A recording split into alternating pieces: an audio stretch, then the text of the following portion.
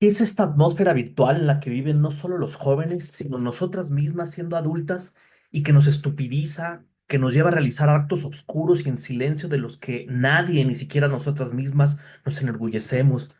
¿No es esto lo que toca también Adolescence, nuestra propia adolescencia? ¿No existe en nosotras algo muy íntimo y autodestructivo que se juega cuando una está joven? ¿No es esta parte autodestructiva la que más nos aterra y que puede estar latente o activa en nuestras hijas y en nuestros hijos? ¿No es en este sentido que todas somos adolescentes en este punto? ¿Qué lugar tiene Adam, el hijo del detective Bascom, en toda la historia? ¿Por qué la cámara vuela al final de este plano secuencia de una hora como si fuera algo etéreo? ¿Qué canción es la que hace finalizar el segundo episodio? ¿Y qué puede decir acerca de toda la serie? ¿Qué puede hacer una escuela cuando hoy las comunidades virtuales de las apps y el internet no se guían ya por la palabra, sino que quedan congeladas estas comunidades en la imagen, en las cámaras, en los celulares, en las pantallas? ¿Qué lugar tienen las víctimas en esta serie? Bien, estas son algunas de las preguntas que quiero responder y desarrollar a través del análisis fílmico y a través de una lectura psicoanalítica en los próximos minutos. Hola, hola, ¿qué tal? Mi nombre es Carlos Gómez Camarena, soy psicoanalista, trabajo en la Universidad Iberoamericana, soy académico del Departamento de Comunicación, donde doy clases de cine y también soy miembro del Foro del Campo Lacaniano de la Ciudad de México. El día de hoy quiero plantear preguntas, quiero hablar más en términos fílmicos de esta serie fenómeno o de este fenómeno de la miniserie Adolescence. ¿M? Eh, en el video anterior que versó sobre el primer episodio, de lo que hablé es del cambio de género fílmico, que es muy interesante, que pasaba desde la distopía al misterio, del misterio al thriller y del thriller al drama.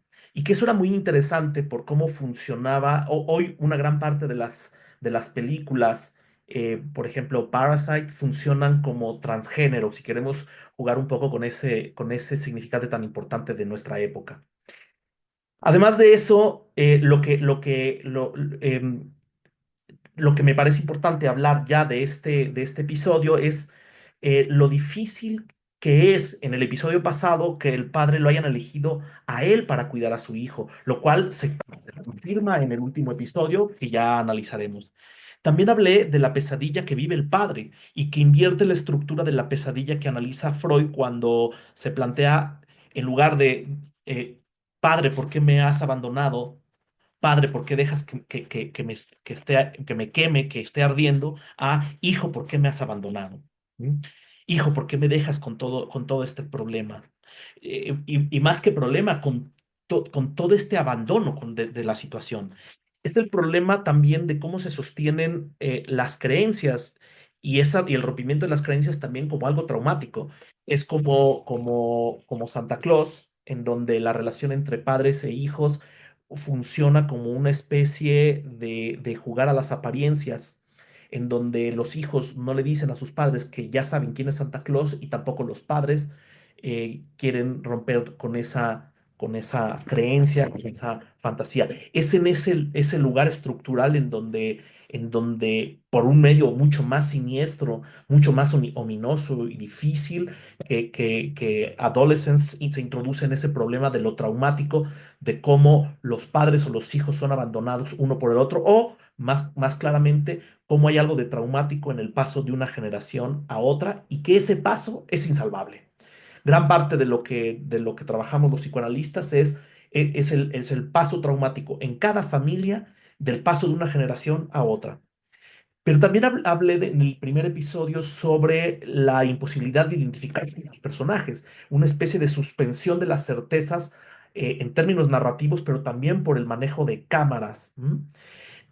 La idea de poder hacer no solamente una serie de comentarios sobre el contenido o sobre la narrativa de esto, sino de la forma fílmica, es poder ir más allá del contenido, es leer la forma fílmica, el lenguaje cinematográfico, pero por razones muy importantes, políticas. Nuestra época es una época que está estupidizada está congelada en la imagen, que es uno de los grandes temas de esta miniserie. Y es por eso que hacer un análisis también de la forma fílmica, del lenguaje cinematográfico, nos permite ir más allá de las excelentes y maravillosas actuaciones o los fireworks, ¿no? Del plano secuencia, tomar una distancia. Es decir, poder hablar de otras decisiones formales, estéticas, del lenguaje cinematográfico, trataría de desembobarnos, de tomar distancia de la imagen. Y esta toma de distancia es importante para el tema de la miniserie. Es decir, el imperialismo de la imagen y el régimen escópico que nos deja coagulados y atrapados entre las pantallas, las imágenes, los ojos, las miradas, etcétera.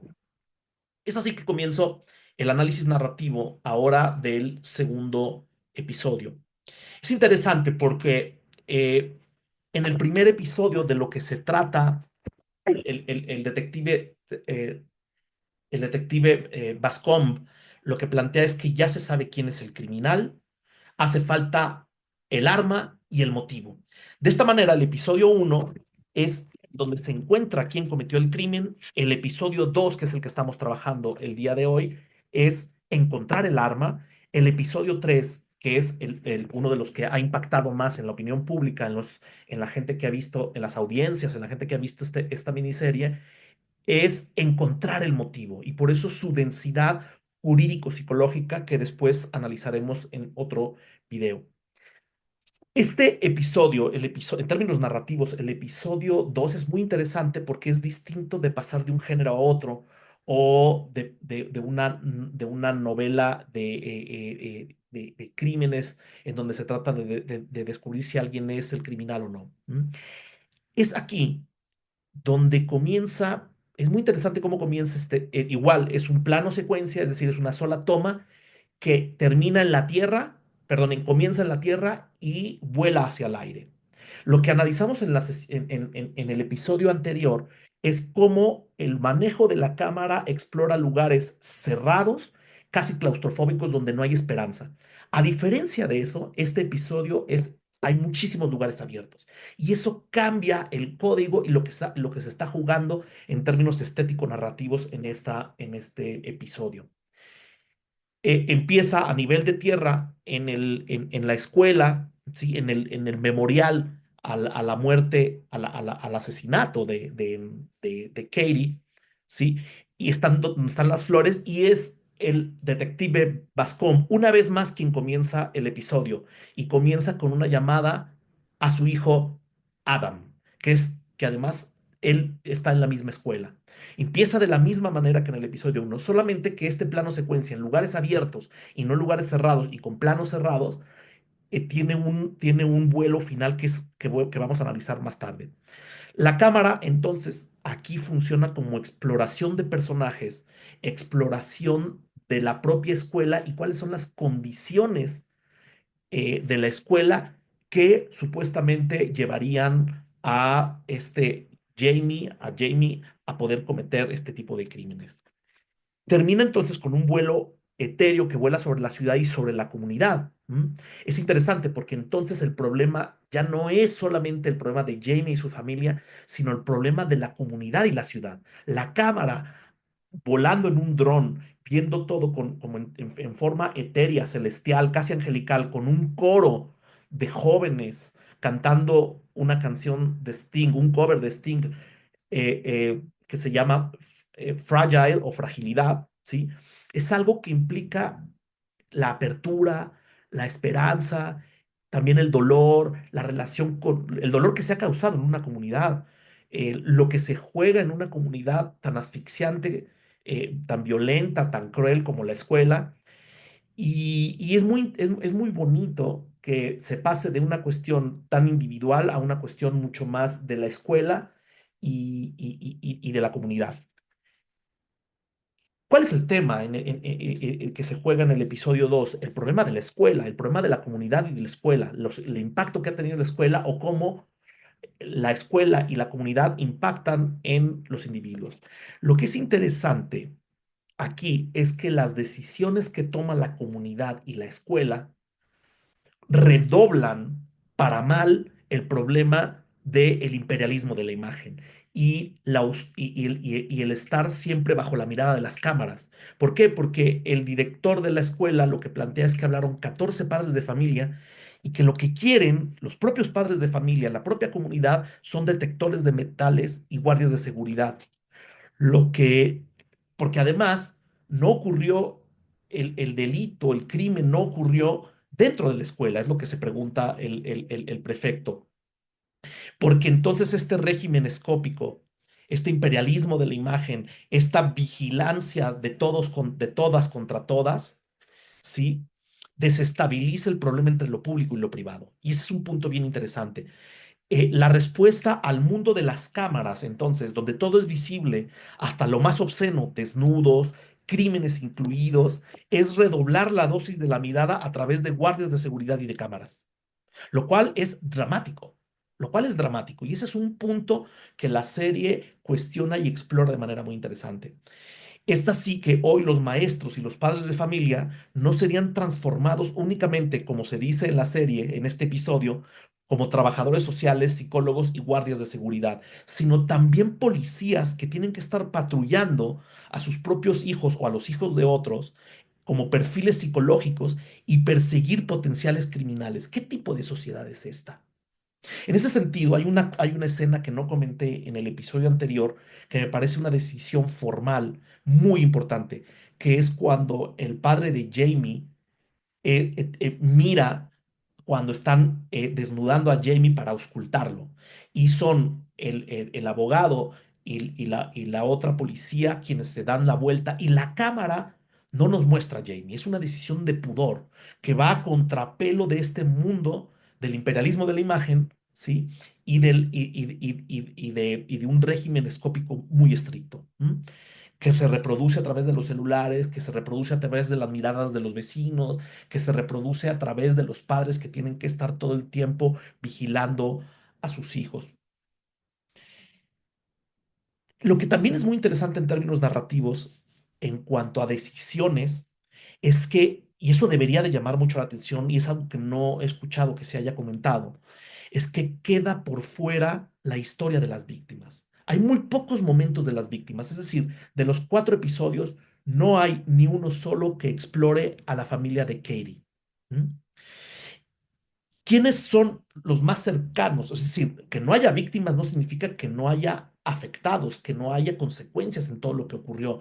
De hecho, parte de este episodio es ver la tragedia que es la muerte de Katie, el asesinato de Katie para esa comunidad y para esa escuela. ¿Mm?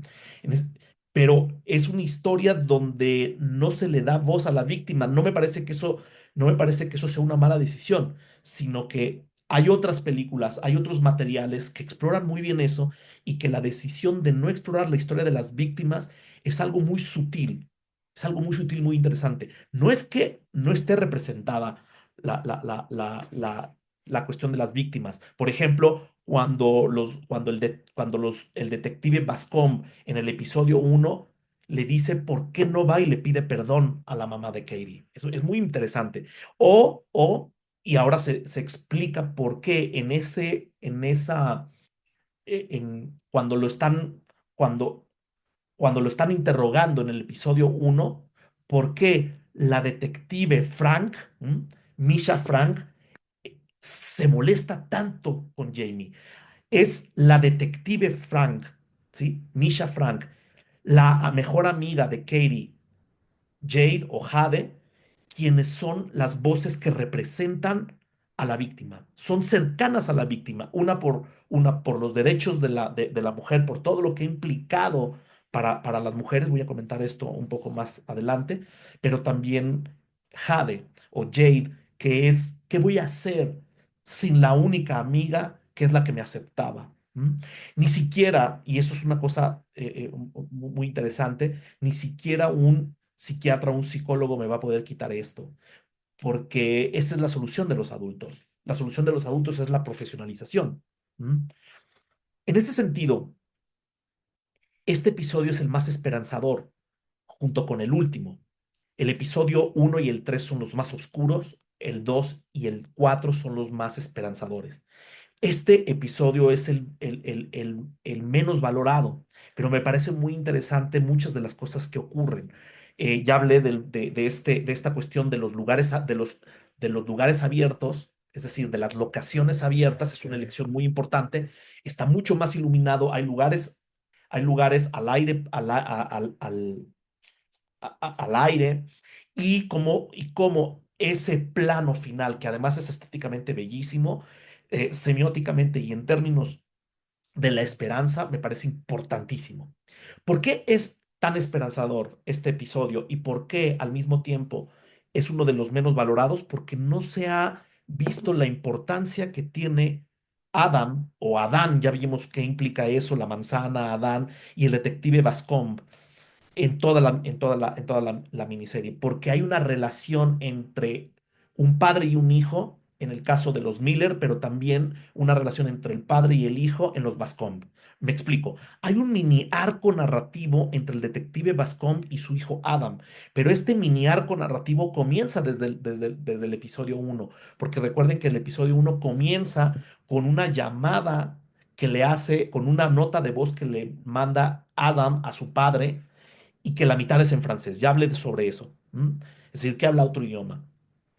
Y lo que quiero decir es que en la familia Miller y en la familia Bascom hay un arco narrativo de transformación de los padres. Son los hijos los que transforman a los padres. Esto es muy interesante. Son los adolescentes los que transforman a los adultos. Pero aquí hay una relación invertida. Es decir, no son los adultos los que transforman a los adolescentes, sino son los adolescentes los que transforman a los adultos. Ya hablé de una transformación terrible. Es el hijo de los Miller quien condena a su padre. Y yo lo planteaba de esta manera: hijo mío, ¿por qué me has abandonado? Mientras que lo esperanzador es cómo Adam, el hijo del detective Bascom, salva a su padre.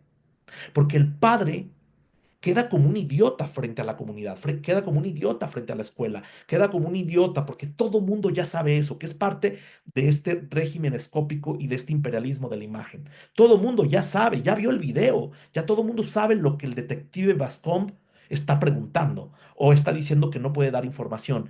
Y es el hijo del detective Bascom quien salva a su padre. Claro, lo salva porque el detective Bascom puede escuchar algo. Y es exactamente en el punto cuando Adam salva a su padre, que es cuando su padre le dice, hijo, son. Es interesante porque él como detective le dice a todos los demás niños son, pero a su propio hijo no le puede decir hijo, sino le dice Adam. Y es la primera vez, por lo que se da a entender en esta serie, que le dice hijo. Y es justamente cuando Adam, su hijo, lo salva. Su hijo salva a su padre, mientras que en los Miller es el hijo el que condena a su padre. ¿Mm?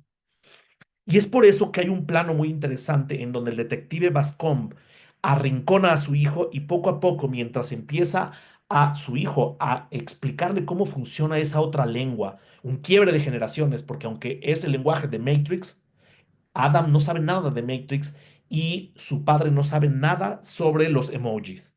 Y es a partir de esta relación asimétrica del rompimiento entre una generación a otra y la posibilidad de sobrepasar esas lenguas. El psicoanálisis es uno de sus intereses, cómo se habla hoy. Entonces, no se trata tanto de observar a los hijos, no se trata tanto de este régimen escópico, sino que una de las soluciones que se juegan en esta serie es lo importante es poder tolerar el idioma del otro, poder tratar de entender el idioma del otro. Este es muy esperanzador. Y por eso también esa escena termina con la pregunta de si le afectan las imágenes de Instagram.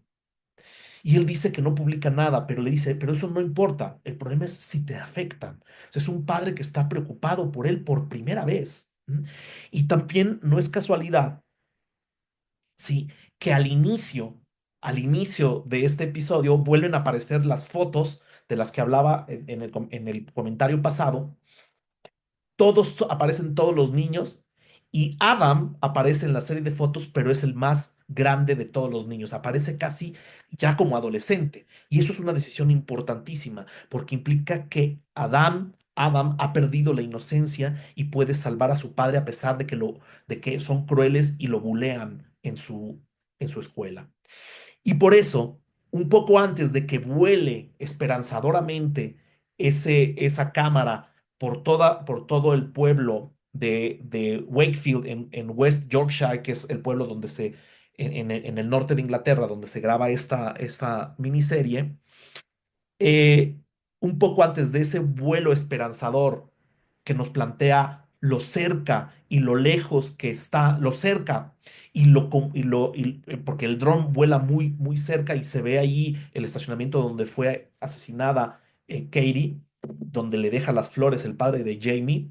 Antes de ese vuelo que conecta a la comunidad y que es esperanzador y que muestra que todo es más cercano de lo que uno cree y que no podemos ser individuos aislados, es el detective Bascom quien invita a su hijo a comer.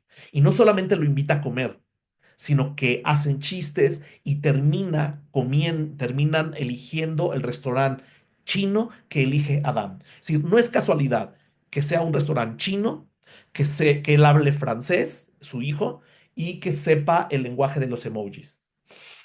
Su hijo habla otro idioma y eso es importantísimo. Eso es una de las grandes lecciones de inmanentes a la propia imagen, inmanentes a la propia forma fílmica de este episodio. Eso es algo bien interesante, que el propio episodio, si uno lo sabe leer bien, si puede tomar distancia del lenguaje fílmico, puede leer que ahí mismo hay una solución esperanzadora contra el régimen de la imagen, contra el régimen de la policía que todo quiere vigilarlo.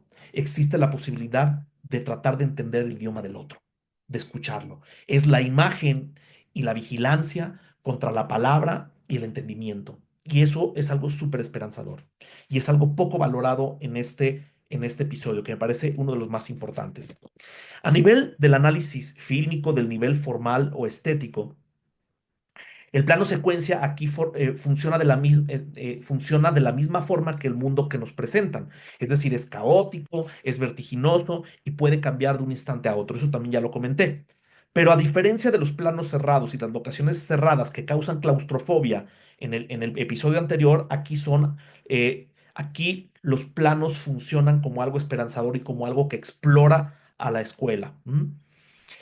Aquí también, igual que en el episodio uno, el plano secuencia acerca la cámara a planos cerrados donde los rostros funcionan para mostrar la parte afectiva y de sufrimiento interior de los personajes.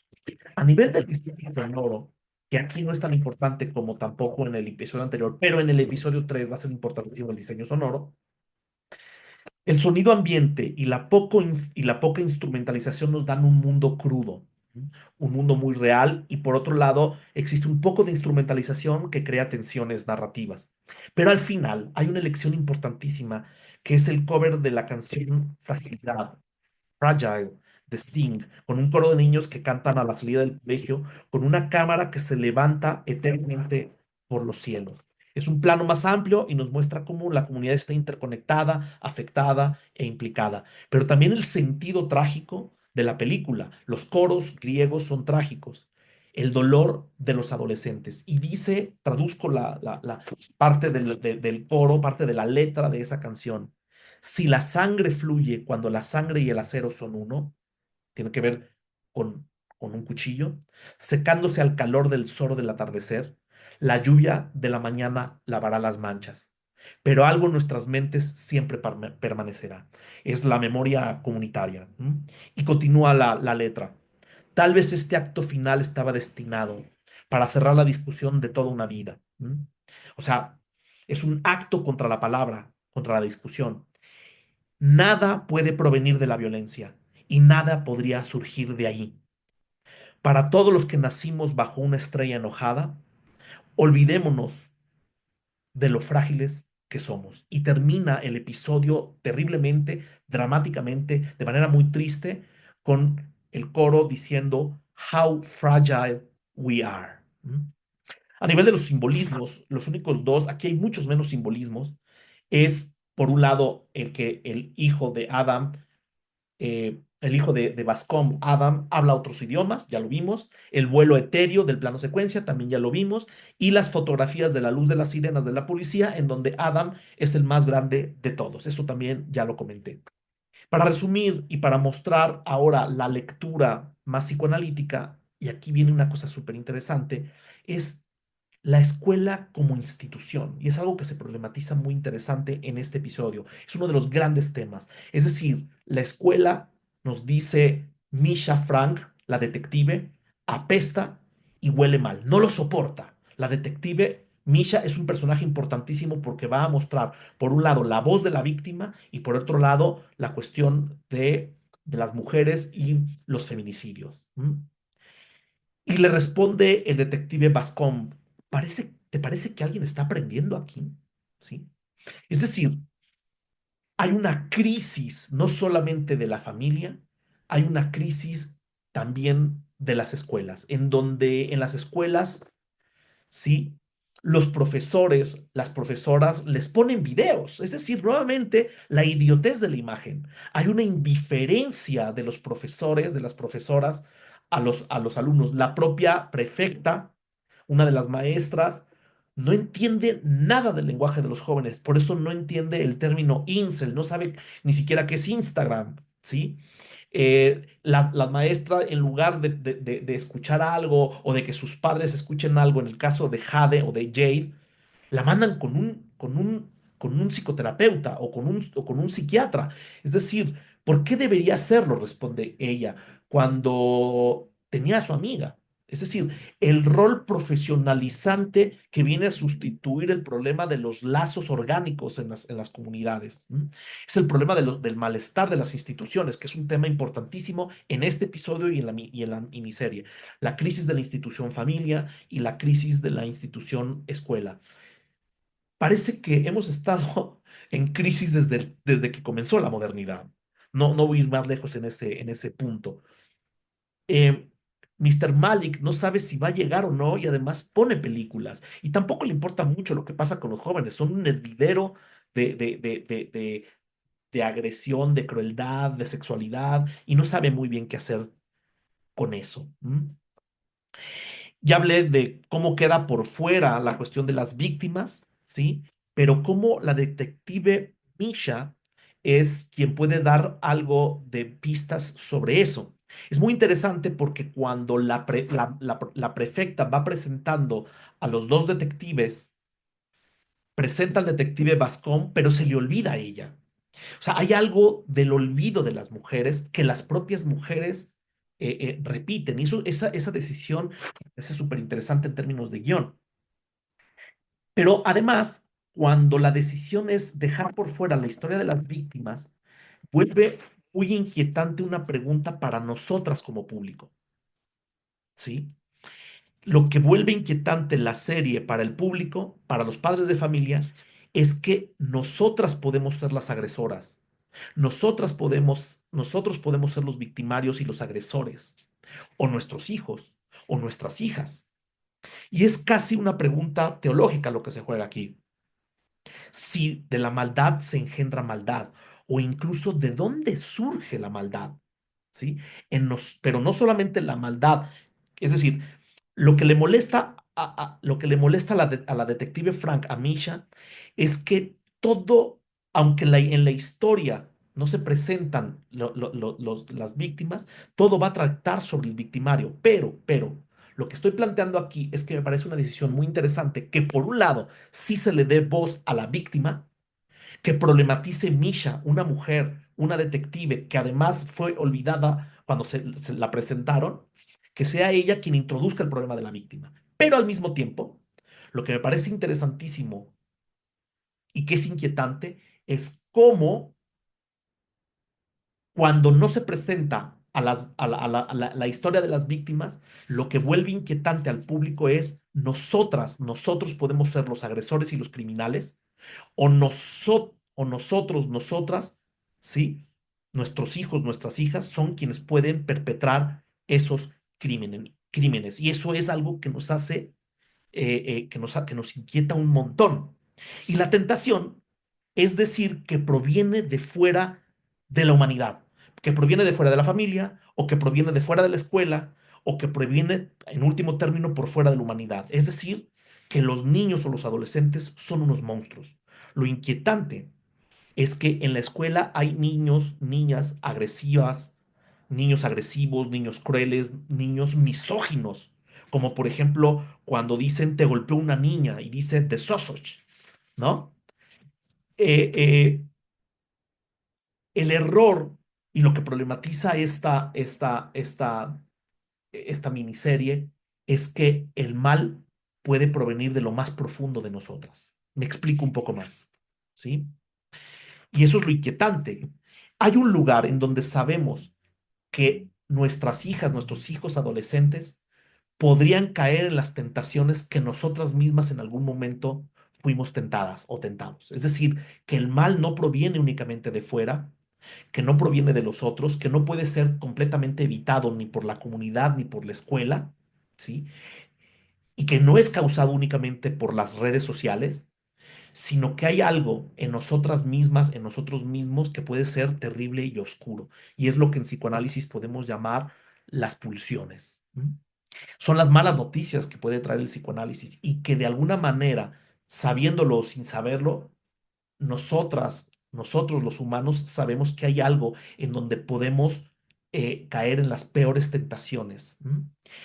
Cuando, cuando Adam, Adam, el hijo de Bascón, plantea que hay una manosphere o una hombreósfera o una que tiene que ver con la connotación de mediósfera o lo que Jacques Lacan habla de la aletosfera, es decir, una serie eh, de satélites tóxicos que nos ayudan o que no que nos ayudan, sino que nos obstaculizan poder recordar algo y nos hacen olvidar. Es lo que habla Lacan de la aletósfera, pero la mediósfera en el sentido de pantallas, internet, apps, el imperialismo de la imagen y el régimen escópico del que les estaba hablando. Pero aquí reforzado con esteroides de testosterona de la toxicidad masculina, ¿m? Que es lo que es la hombreósfera. Esta hombreósfera o una esfera de toxicidad masculina está reforzada, ampliada, hecha resonar a partir de los medios de comunicación o de estas nuevas tecnologías, apps y todo esto. Es decir, misoginia, radicalización a través de cámaras de eco o de la imagen de los megáfonos invertidos. Un laberinto, todo un laberinto digital. Pero también se trata de comunidades que ya no se organizan únicamente, comunidades de jóvenes que ya no se organizan únicamente a través de los ideales o de las palabras, sino a través de formas de gozar y de odiar. Esto es una nueva psicología de las masas. ¿M? Son comunidades estupidizadas por el placer doloroso del scrolling, por el hate de las redes y del quedarse capturadas o capturados por la mirada y el reconocimiento de sus padres, de sus pares, no de sus padres, de sus pares. Hay algo de eso que está en juego, o bastante que está en juego. Esto es lo que se problematiza.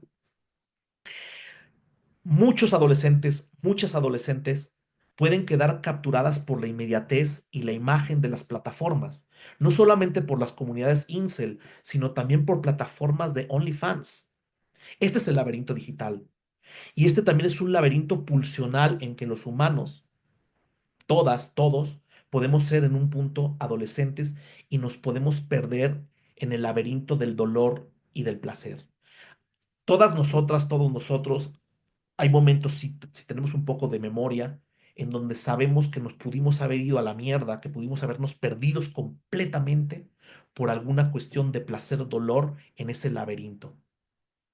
Y que no habría ni escuela, ni comunidad, ni padres de familia que pudieran evitar eso. Y eso es lo que más nos puede inquietar. Y es por eso que también me interesó muchísimo comentar la película The Substance, La Sustancia, que pongo en la descripción, pongo el link para que puedan ver ese análisis. Y es que en The Substance hay una adicción a la mirada, especialmente a la mirada misógina y machista y objetivizante. Es decir, son las mujeres mismas las que son víctimas de sus propias pulsiones en un mundo patriarcal. Es decir, Es importantísimo abolir el mundo patriarcal, es importantísimo romper con esas estructuras que se derriben esas estructuras patriarcales, pero no se puede explicar esto sin una pulsión o una especie de adicción a la mirada de los hombres. Y eso es de lo que trata y lo que es también muy inquietante en la sustancia. La sustancia, sus decisiones formales de manejo de cámara es la mirada masculina que objetiviza a las mujeres y mujeres que se vuelven adictas a eso y eso es terrible. ¿M? Es este laberinto pulsional el que también es inquietante, no solamente en The Substance, sino en esta miniserie que se va a ir problematizando. Comento esta serie, igual que The Substance, porque son películas bien hechas y que interpelan y conmueven a un público de manera muy sincera y que va más allá de la moda. Y es por eso que a mí me interesa un montón poder hablar de esto. Y es por eso, por último, para terminar con este desarrollo, que me parece muy interesante el rol de la psicoanalista en esta sociedad, el rol del psicoanalista en esta sociedad, que no sería únicamente terapéutico o clínico sino el psicoanalista, la psicoanalista, lo que hacen es poder hacer que los analizantes se cuiden de sí mismas, que se puedan ocuparse de sí mismas, que no se trata solamente de conocerse a sí mismos, a sí mismas, sino de ocuparse de sí mismos, de lo más terrible y lo más oscuro que nos atrae en esa adicción a la mirada de los otros. Eso, bueno, esto es lo que yo quería decirles. Muchísimas gracias por si llegaron al final de este video. Espero que les haya interesado. Voy a seguir comentando los siguientes dos episodios. Nos vemos entonces. Que estén muy bien. Hasta luego.